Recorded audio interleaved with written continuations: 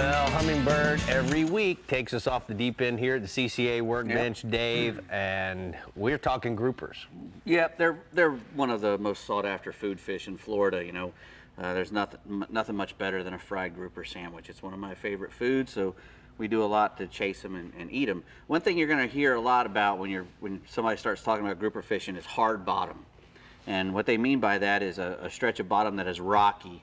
You know, that's hard. Most of Florida has sand bottom. You know, we have sand in every direction for a long way. Those little places where it gets hard, where the limestone comes up through the sand, that's where animal life and plant life can attach. It won't attach to just plain sand. It has to have something hard and porous that it can attach to. And when that happens, it draws life. And when you have life, you have little fish eating big fish and bigger fish, and then that's where your groupers will be, on that hard bottom, places where there's ledges or wrecks, anything that sticks up out of the sand and that can hold bait and other types of life. That's where you want to target grouper. And then in Florida, in the wintertime, is when most of our groupers spawn in the winter. And so they'll come in closer to shore, and that's when we can, when they're in 35 to 40 feet of water, sometimes even less, we can troll for them. And you can troll big lipped plugs like some of the ones I have here, some halcoles, or even, the big magnums. If you want to troll around Tampa Bay Bridge in the wintertime, in that deep water, that 60 feet of water there, you can troll one of these magnum stretches, and they'll get 30 feet down, and you can put a trolling weight in front of it and get even further down. And when you pull that thing by a big grouper down there in the bottom of the channel, you better be ready to hold on. What we do is we'll use some 80-pound braid, and I called my buddy Tony Huerta on the way down here to talk to him a little about grouper fishing, because he used to fish with Glenn Cameron on the Floridian. He's probably one of the best grouper fishermen in the state. And he actually bought the Floridian, and now he owns another boat called the Loke Se, and they were on their way out to do some grouper fishing. And their primary bait is live grunts. When they want to catch grouper, they'll use a live grunt on a 7/0 to a 9/0 or even a 10/0 circle hook, depending on the size of the bait. You want to try to match your circle hook to the size of your bait. If you got a great big bait, you need a bigger hook, because you want that whole thing to get swallowed and then that hook to come to the corner of the mouth. Now, if you don't want to take care of bait, or you can use dead bait. Big grouper will eat squid. All you need to do is put on enough weight to hold the bottom and put a big chunk of squid on your circle hook. Right. Make sure you have 5 to 7 feet of fluorocarbon.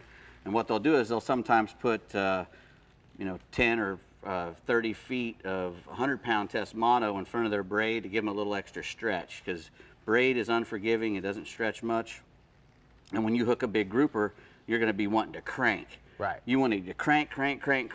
Don't worry about lifting. Just wind. And I heard Hagman say use a high-speed reel. Use a low-speed reel. Use a reel that's not as high speed, because they have more power on the low end, on the crank end. If you get a 4/0 Penn Senator with a star drag, that's kind of like what you want. You want something you can lock the drag up, and every crank is, it's almost 1-to-1. Right. Because that way, once you get his head coming, he can't turn it, and you can just keep cranking him, and you get him up enough, he's going to blow up, and now you've whooped him then. Correct. But if you go ahead and start to let one go, and if you're trying to use a high-speed reel and you're cranking and you can't pull against the drag, right, you're going to be losing, because he's going to get you in the house. Now, I noticed that you had pulled out this right. Akuma. Yeah, I really love to with do a jigging rod. I love to jig for him. Uh-huh. That's Tony's out there doing live bait, but when we first started, we dropped these giant jigs down in 250 feet of water, and now they got these really cool butterfly jigs, and they're deadly effective on groupers and big snappers. And you fish them in the same spots you're fishing with your dead baits and your live baits, but you drop that thing all the way to the bottom and hump it up about halfway up the water column and drop it down again and do it again and again, and they'll pile on that thing and they will binge you up. That's great advice, because I can tell you we were over filming with Mike Avanon for Sportsman's Adventures, and we took one of the Makaira 2-speed reels. We were catching big groupers, and we would put it down into that low gear. Yep. What a huge difference. We caught them when we went to the low gear. Exactly, because you can crank. Yes. And you have to be able to get line back. There's a couple other rules. Those dual reels, you hear about too, a big dual reel. They crank forward like this, and when you want to go into low, you just go backwards. and they're Oh. awesome for bottom fishing. I learned that from Ron Chapman, who's a big Wahoo guy. Wahoo and bottom fishing guy and marlin guy. You know, he was a big Bahamas guy. He's a super dude.